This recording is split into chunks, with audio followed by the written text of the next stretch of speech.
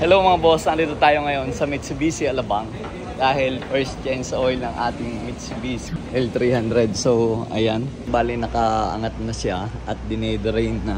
Ayan oh, first drain ng engine oil. Ang natatakbo na kasi 1,800 na kilometer na. Ito pa rin ang gagamitin natin na inallowed tayo na gumamit ng ibang langis mapera sa kasa.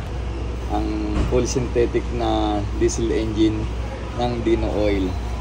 Ito. So 8 litro yan. Antayin lang nating madrain siya and then sasalina na natin. So ayan na, sasalin ng ating Dino Oil. Uy, ayos yung imbudo nila. Takip ng galon. Improvise. Mapa motor, mapa big bike, mapa kotse, Dino Oil yung ginagamit ko. Ayan. Iba kasi yung ano yung engine oil ng diesel sa gasolina. Opo. So ayan, yung pangalawa.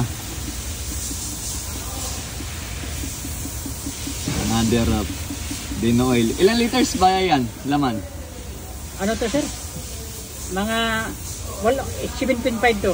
7.5. So 8 liters yan, hindi malalahat yan. O hindi, may mga nakirang kalahating yan dito. Ay mga kalahating litro. Susukatin mo muna sa dipstick, no? Sukatin ko muna. Ayun. Malakas ang hatak nito sir, kasi ano to. Oo nga, grabe. Ang layo ng diferensya dun sa luma. Nakihan nila to sir kasi malaki yung makina Ang lapad. Hindi ba ganyan yung luma? Hindi. Yung ano nun, dito lang, mababa dito kasi maliit yung makina nun Ito malaki. Inumbok nila kunti Ah, kaya pala no. Dito, yung dati ganyan lang Yung dito. Yung clearance, para pag gumawa, maluwag. Ano, okay na? Magdadagdag pa? Hindi pa sir, kahanda rin kasi papasok pa rin sa filter sir Ayun kaya na lang takbo.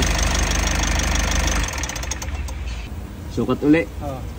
Kasi bababa Ay sir Ano, level na? Sakto. Ayun ito Sakto yung na. pangalawa sir Oo. Oo. So, ilang patingin naman ako ng ano ng Dino Oil. Ganong kadami yung natira. Oo. Check ko nga. Ano pa sir 2 litro pala yan? O, baka kulang. Hindi, sinukat na sir. Ayan sir. 8 liters to Oo. Ayun Pero sir. parang ang dami pa na natira. Sukat na. Sakto lang sir. Sakto lang. Tinan mo sir Ayan sa pangalawang butas. Dapat nandun siya. Oo. O sa pangalawang butas, puno na siya. Hindi, pangalawang butas. Sakto na siya. Ayun ang sakto na. Yan Paano ko malalaman na over? Pag lumagpas siya ng butas ng pangalawa, sobrang langis yun. Sobrang langis. Dapat full lagi doon. Dapat dito lang talaga. Ito. Yung butas na yan dalawa. Sa pangalawang Hanggang butas. dito lang talaga yan. Kasi pag sumupra yan, dito yan, lalagpas yan sa dalawang butas, pangalawang butas. Ano magiging epekto nun? Kapag sumupra yung langis yan, sir, and then kung uusok yan, Mausok ano?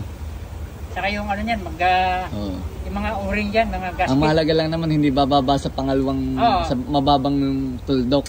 Ibig sabihin pag mas mababa na sa tuldok, mababa na sukat ng langis. Pero kung naglalaro diyan sa dalawa, sa pagitan ng dalawa, okay lang yan. Opo. Pangalawang butas. Pangalawang butas.